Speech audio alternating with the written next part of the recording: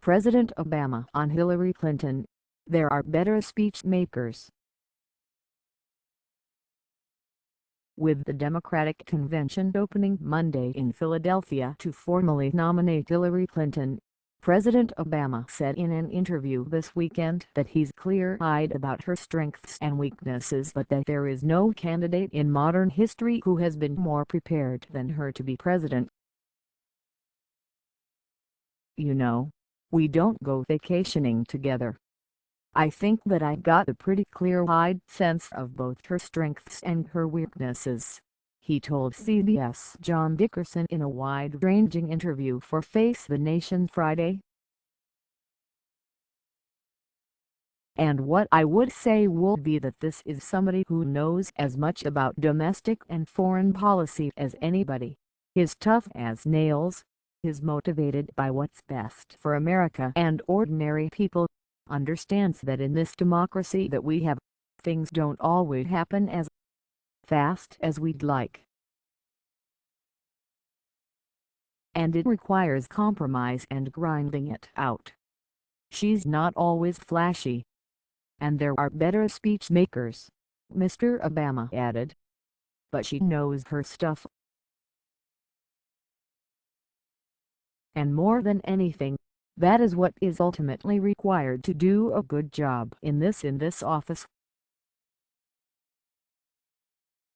He said her decision to use a private email server was a mistake, but that anyone who's been in public life as long as Clinton has is sure to have made a few mistakes over the years, and that on the big stuff, she's gotten it right. "If you've been in the public eye for decades at the highest levels of scrutiny, folks are going to find some mistakes you make," he said. "I've made mistakes. I don't know any president or public official at her level who aren't going to look back and say, I should have done something like that differently. But what I would also say is that the consistency with which she has devoted her life to trying to make sure that kids get health care and a good education, and that, you know, families are getting a fair break if they're working hard, and that America upholds its best traditions of foreign policy, on the big stuff, she's gotten it right," he added. Mr. Obama named 4 qualities he thinks the country should be looking for in its next president. They should be a team builder, have a sense of discipline, have a vision for the country, and truly care about the American people. "You have to really care about the American people," he said. Not in the abstract. Not as boilerplate. But you have to really every single day want to do your best for them. Because if you don't have that sense grounding you, you will be buffeted and blown back and forth by polls, and interest groups, and voices whispering in your heads." Meanwhile, on the Republican side, Mr.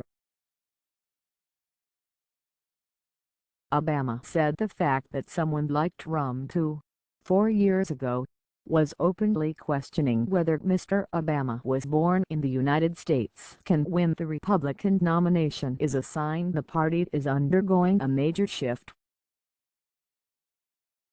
"I think it says something about what's happened to the Republican Party over the course of the last 8, 10, 15 years," he said. "If you think about what a Bob Dole, or a Jim Baker, or a Howard Baker, or a Dick Lugar, or a Colin Powell stood for, yeah, they were conservative. They were concerned about limited government, and balancing budgets, and making sure we had a strong defense. But they also understood that our system of government requires compromise, that Democrats weren't the enemy, that the way our government works requires us to listen to each other. He cautioned against playing on the fears of the American people after recent terror attacks in the U.S. and abroad, saying the country is still significantly safer now than it was right after 9/11.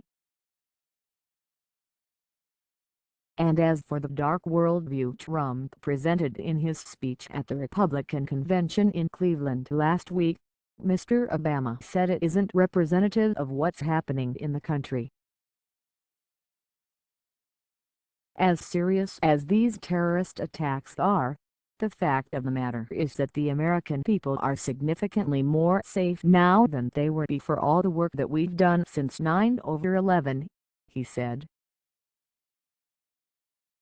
And so maintaining that perspective I think is absolutely critical, and trying to fan fears simply to score political points I think is not in the best interest of the American people.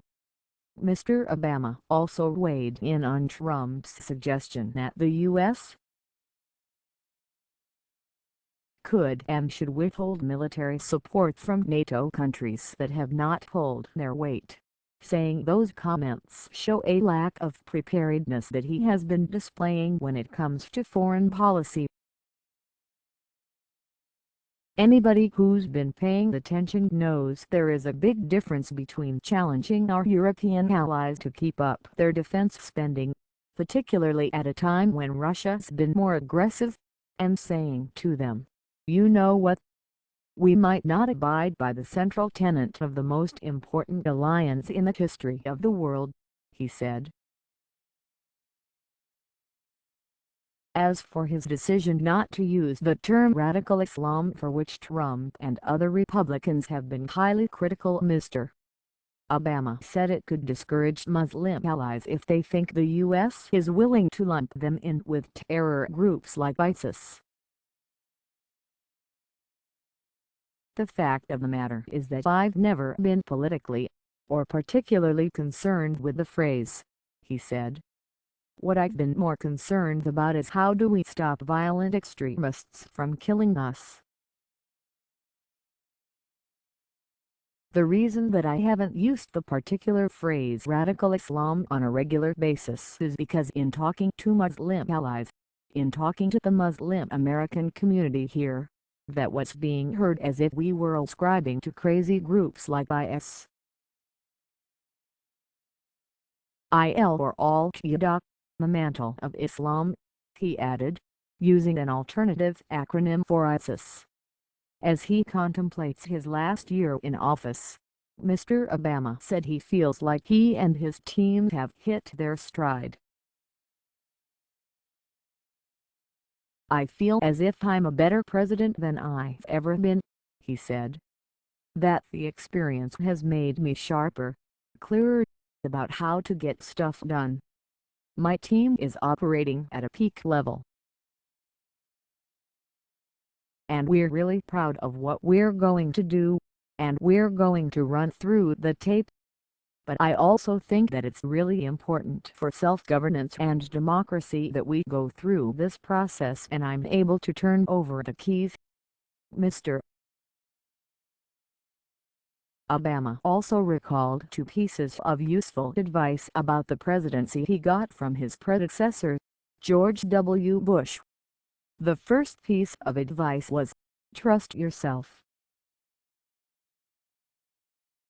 And know that ultimately, regardless of the day-to-day news cycles and the noise, that the American people need their president to succeed, regardless of political party, he said.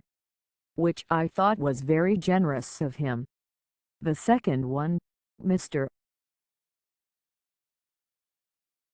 Obama said, was a bit more practical. Always use thorough hand sanitizer. Because if you don't, you're going to get a lot of colds because you shake a lot hands.